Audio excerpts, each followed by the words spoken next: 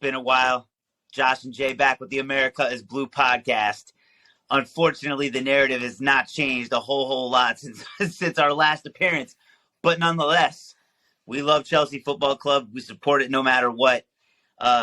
These are meager times on the Oregon Trail. As a Chelsea fan, it's been pretty crazy. And you know, Jay, I just got to say one thing. I think we can both agree that the success of Chelsea has just been unbelievable over the past 20 plus years. And in the opposite direction, our beloved New York Knicks have been an absolutely terrible trash franchise for the better part of 20 plus years. The fact that I'm going to say out loud that at least we have the Knicks over Chelsea is something I never thought I would say in my entire life, but that's where we are, man. And it's unbelievable that we're in this state of peril. The good news is we have some Champions League football coming up, but I don't know what your thoughts are, man, but it's tough times indeed. Yeah, it's desperation shit we're going through. This has been the most painstaking, draining season of football I've ever experienced. It sucks. The good news is that emotionally, I've written off the season. I don't think we're getting anything out of anything. If they pull off some kind of insane Roberto Di Matteo, Bruno Saltar type crazy-ass magic, then listen, God bless everybody, and that would be the perfect Chelsea thing to do. But this has been a brutal season and a time of transition. So state of affairs is shit. The last two performances from the club have been pretty – again, not the last two. We can't score. We create chances most of the time. Defensively, in general, we're okay, except for these hit and miss moments that are just mind-boggling. And, dude, this is where we're at. So it sucks. I would say more importantly, and I was surprised you didn't drop this into the intro, so our beloved Josh Freilich was actually at the Bridge for Graham Potter's last game against Aston Villa. So I don't want to say anymore because what the hell do I know watching shit through TV? You were there on the ground live seeing what was happening. So I'm just going to forget about first words and all this other shit. I am just going to turn this over to you, and I want you to let us know what happened from A to Z. Well, I mean, first and foremost, I do have to say this. My experience at the Bridge in general was fantastic. Just, everything around the grounds, just, being there, all the people that were around, just fantastic atmosphere. I have to say that. The first half flew by. I mean, it was just unbelievable. When you're there, everything's happening so fast. I'll say that, but the atmosphere was unfortunately very sullen in the sense that we were getting out chanted, we were getting out sung by the Villa faithful, and you could just tell that everybody around the grounds was resigned to the same old. And it was really unfortunate because obviously there were a million chances. Of course, Chilwell right at the end, everybody has the feeling that we're back on level terms and we're getting back into the game, and the crowd erupts, and all we needed was a goal. And anything, and it could have gone any way, and the excitement level and the crowd would have been right back with them. But our inability to score just resonates. There's no energy in the sense of positivity towards we just think that we're going to pull it out, or we're going to bag one here. It just continues to be a very draining experience. And it was evident live. But I had a chance to sit in some great sections and meet some great people. So my experience at the club was very excellent. I had the opportunity to meet Chris Hollins, who is the son of club legend John Hollins, and he showed me around. We had a really nice chat, and makes me feel a little bit more spiritually connected to the club, if you will. Having the opportunity to experience that, but short of that, the play was just so frustrating, so agonizing, because everybody wants a positive result, and it's just not happening.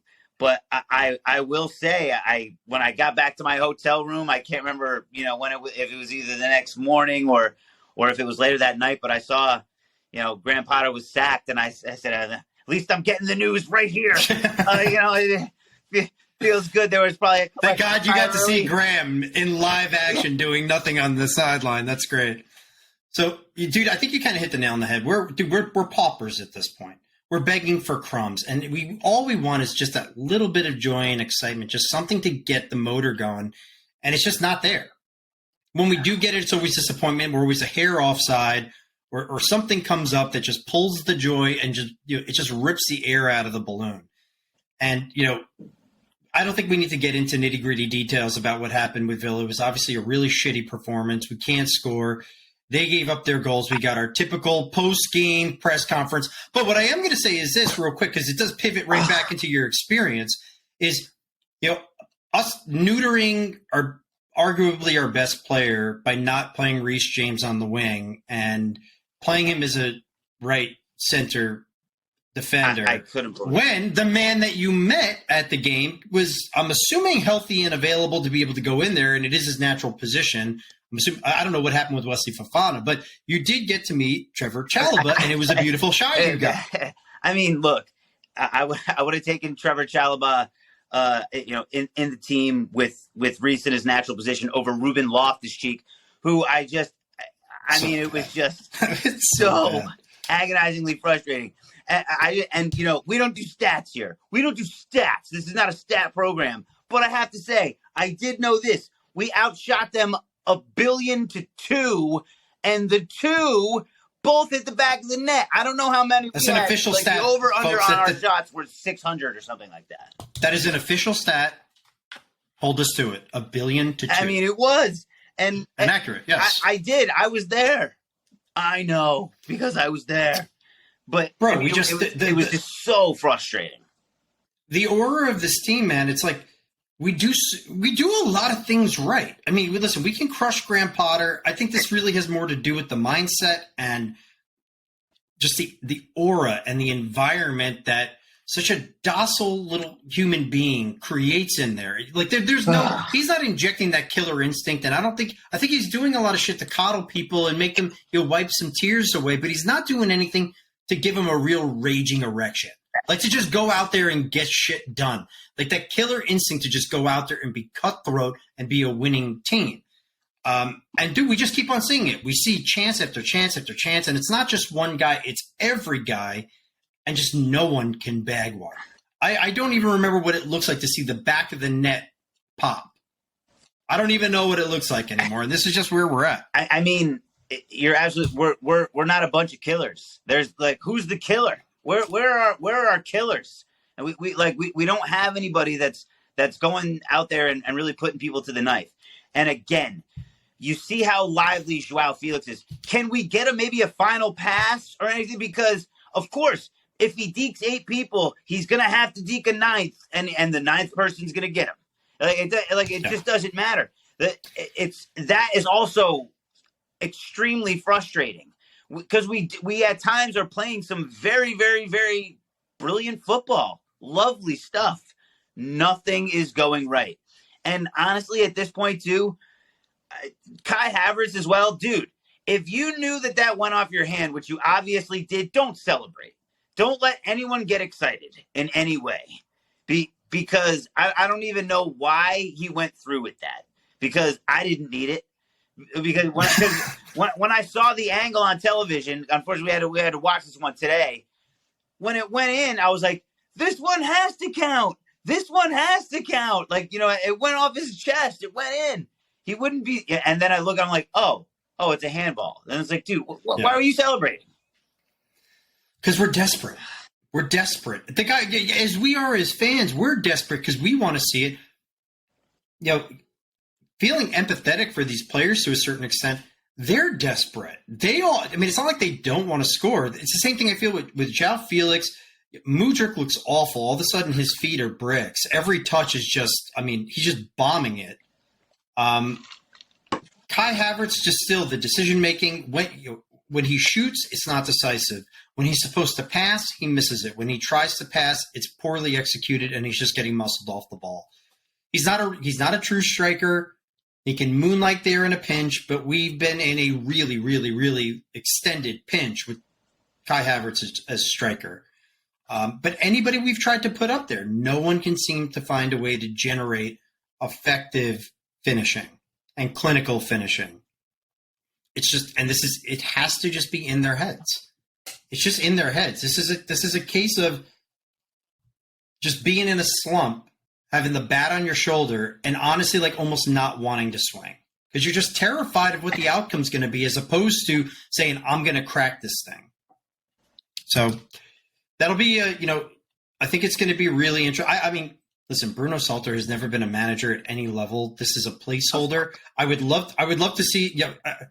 Who knows? Maybe he's got the motivational balls to be able to get these guys at least feeling a little bit better by the end of the season, whereas Graham was certainly not that guy. But this is a pivotal moment with the amount of investment that we've made into this team to find the right guy to really just bring this team together and get them thinking, get the mentality shift to going back to being a winning team. Yeah. And that's going to be a challenge. I mean, it's it starts from the top. You absolutely know that it's got to come from the manager down, and now that we have a clean slate, I think, what did I see? Is it like it's a 13 million pound payout? Like, I don't know if they have to pay him out the full contract or how that works. Apparently, they came to a settlement. Yeah, that's what I thought. He got a settlement. Some severance package, and that'll be it. He made a lot of money. Listen, from everything that we hear, he's a really nice guy. He's professional. He said all the right things. It's just this is Chelsea, man. We need somebody who's got that edge. We need somebody who's a little bit of a dick. Like that. That's what we're about. We need somebody who's going to be able to get up on the mantle and lead the charge. And you have to have an agitator. Some combo of learning on the job and just not the right temperament. Okay. So with that in mind, I think we can all agree. I can't say that we've hit rock bottom, but there's no football that means anything short of Real Madrid. Real Madrid is the only thing that matters right now. All of our cards are on the table. We have to advance in that scenario, be that as it may, because we're not going down, and I don't think that mathematically we can qualify for Europe in any way right now. We probably have to win out. And shame on me for not knowing that off the top, but I don't. Here's the thing.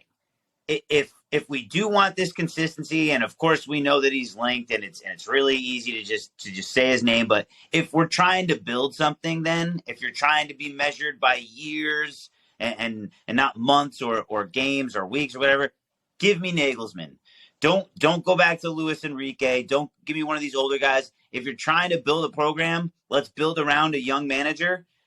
Give me Nagelsmann. I think that's a better move, unless you think we need another 2-3 year guy until we find the guy. I'm so on the fence now. I thought I had I thought I had a clear vision as to what I wanted to see here, and when Bowley came on and they're talking about this longevity idea, and like everybody's thinking, yeah, wouldn't it be great to have like a Sir Alex Ferguson United type run? Or even us with Mourinho on the first stint, like just like a prolonged period of success with the club. And I honestly don't know anymore, because I'm thinking about all the successful teams in Europe. You look at Barcelona over the years, you look at Real Madrid, you look at Bayern. They haven't really done that. They flip their managers every few years or so. There's nobody who's been City. They've had Pep in there for a long time. They've had a really long run of success, but there's only how many Peps are there? We can't speak to too many teams that have really built out this longevity model and had it work. And I think some of this has to do with the egos of the players these days versus what it was before. And eventually ideas get stale unless you have the type of manager who's going to constantly want to reinvent and is really good at continually motivating and finding new ways to motivate the same guys in a dressing room. So I honestly don't know what the right move is. I think you obviously have to go one or two directions. You either find a guy. Listen, all right. I'm just going to get this one off the top. Thomas Tuchel was the perfect guy because he's young enough to be able to grow with. That ship has sailed. I'm going to leave that one alone. But when we look at the guys who's out there, including Nagelsmann, who I think is a really good manager, Ruben Amorim from Sporting, Zinedine Zidane. I don't think you take the job. You have young guys who you can grow with, but it scares me because I don't know if we need that. As much as I want it, I just don't know enough about those guys to think that as younger managers and managers that have less experience, are they the ones that are ready to take a weak, shitty mentality of a club, which is where we are right now, and get that moving? Or do we need to, for maybe a shorter stint, dip back to the well or find somebody who's experienced, who's got trophies galore, and who have proven it before to reinvigorate these guys? And really just, this is a headspace thing. If Real doesn't want Carlo Ancelotti anymore, there's been rumors about him going to Brazil, I'd scoop him right back up in a second. A guy who's got that stature, that regal stature of, bro, I've won every damn thing there is out there. I know everything. So there's that measure of respect between the guys on the field and the guy who's leading it. Whereas I think these guys liked Graham Potter. They probably thought he was really nice and sweet, and he brought cookies out to Cobham. But there was no fear of him. There was no you were a shitty player. You were a shitty manager. You haven't accomplished anything. So who are you to tell me what to do? There had to be some of that in there. You get a Carlo Ancelotti, I dare even say a Jose, I wouldn't even mind that again. I really wouldn't. I mean, I know that the brand of football is stable. I don't care about the brand of football. I want a guy who's a figurehead. And I think I'm leaning more in that direction than going with a manager who still needs to grow, who still needs to get to that level. Because I'm afraid that we're going to repeat what we just went through. Fair enough. That's where my noodle has been going. That said, if we did pick up Nagelsmann, I wouldn't be sitting here slamming the table being pissed off because I do think that he's a good up-and-coming manager. I'm terrified. Does he know how to get into young men's heads who've been just beaten down and lost all their confidence and build them up? I don't know because I don't know enough. Yeah, I mean, it is going to be an interesting decision again because this is one that we can't get wrong. This one has to be mended, and it's all about, again, Real right now, but get ready for an interesting and laid out season next year because we're not going to have European football, and I think we're really going to have to make an extra effort in the cup competitions next year because everything is going to matter so much. The League Cup will matter. Yeah. Some kind of silverware has to emerge from a season where we don't have Europe. And we better kick ass in the Premier League because you're going to have a long time to prep. And with N'Golo Kante back, who has to now I'm switching back to the players now. Seeing NG back, speaking of guys that we need to be here if we're going to turn things around, we got to give NG another contract. How valuable is that dude? He is unbelievable. And, him paired with Enzo, I think over the course of time would just be really, really, really fantastic. And in watching the game today, those were the only two guys where I'm sitting there and I'm like, these are the only two guys on the field that I have true confidence in right now that can potentially make something happen. Yeah. I saw Reece James to some extent. I thought he had a decent game. Chilwell can get some things done, but it's kind of hard for you to be a wingback and not have anybody to cross into or not have anybody to play with up front to interchange. So you're on an island. You're just trying to make something happen, but there's nobody on the receiving end. I thought that out of everybody today, NG, and again, even though it wasn't a dynamic game, just seeing him and Enzo in the middle there gives me a tremendous amount of confidence in our midfield. And we dominated the midfield. Oh, no, for sure. They were both excellent. I mean, we have tremendous players. We obviously need two strikers. And look, next year in the Premier League, I'm already kind of resigning myself to what I'm going to have to be, prepared for. But everything is going to be on the line next year. They've got to be borderline perfect, and I can't believe that we're already talking about next season with 10 Premier League games left or whatever it is. It's just, I just can't believe that this is the state of affairs. It sucks, and I know we're not used to it, but I think we're going to look back at this period of time with some hindsight and look at what's happened with this offseason, with the new owner, probably whatever may have happened behind the scenes with Thomas Tuchel. I think we can all agree that was probably a mistake. I mean, unless he banged Todd Bowley's wife, like something along those lines of just personal disrespect. But that was a really bad mistake because since he's left, we dropped from 4th on the table down to now 11th. And we're a semblance, we're a shadow of what we were. So I really hope that they do their due diligence. It was probably Todd Bowley making most of the decisions at the time that they hired Graham Potter, and inexperience bled through. I'm hoping that he relies upon some of the other guys in this board and all these dudes that they pulled from all over Europe to come in and make up like the leadership of this team. And they have to find the right guy. They have to find the right guy. Because if we do get the right guy and we start getting that confidence back into this team, we see what we can do in the build-up. We just need to be able to get that finishing touch and have these guys starting to enjoy playing again. From there, dude, we have the ponies. Yeah. We have a lot of options. Like this could be a pretty quick fix next year, assuming you have the right guy leading the team. There's no doubt. Well, that, and we need a striker. Of course. An out-and-out finisher. It's an absolute necessity. And also, where's Benoit Badiashile been? I have to say that again. Cucurella gave up the crazy header for Ollie Watkins' goal, and it was just absolutely, ridiculous. The California Redwood does not do that. And also, that nickname endorsed by Mr. Chris Hollins himself. He liked that one, ran it by him. He definitely liked that one. So I will keep calling him the California Redwood because I just think he is tremendous and elegant. I don't know why he hasn't been out there. And again, Cucurella gets another start. I would rather see Badiashile out there, instead of him. I just want to. Dude, at the end of the day for now, if we decided to clip all of Potter's staff and we had another guy lined up, like a quick in and out, like what Bayern did with Tuchel, I think we'd be seeing very different personnel out there. But we're going with a Potter guy. And I'm sure they were in the boardrooms together figuring out who they liked and what type of formation they liked. And, dude, we still saw the same bullshit today where roughly 60 minutes into the game, guess who's running onto the field?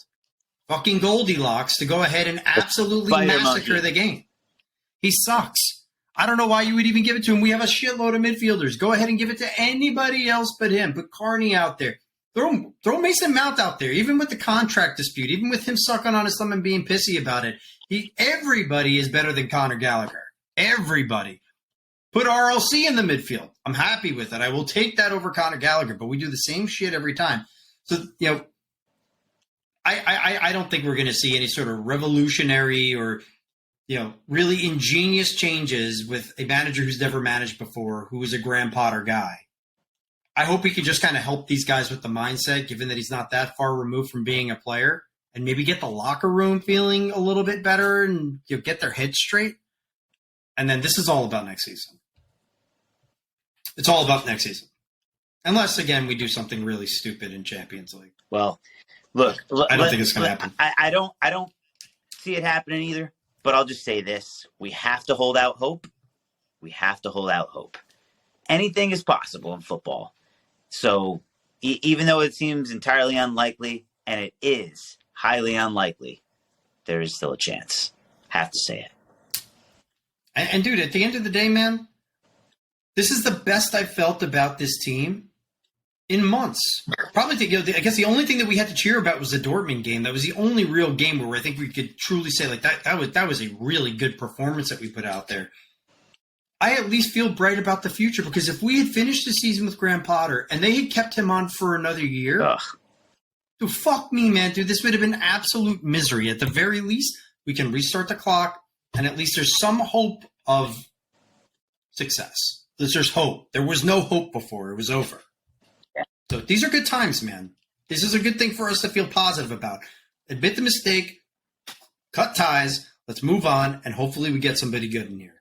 There's Nagelsmann, whoever. Give me somebody good. Yes. And who has experience and didn't coach in Norway. Look, man, they definitely know that they have to get this one right, and we have to see a marked improvement. So, look, it goes without saying. What do we got next? What are we looking forward to, man? I didn't even look at the schedule. I think we have Real next. No, I think we got Wolves. Don't we have Wolves over the weekend? Let's look this up so it won't sound like total fools. I thought we have Wolves, and then we have Real Madrid. Yeah, you're giving us too much credit. We already sound pretty stupid. Hold on. Wolves. Yeah. Right. Away at Wolves and then Real. Yeah. Oof. Got to figure that out. Got to figure out a way to get 3 points, Jay. Just to redeem ourselves, just a tad.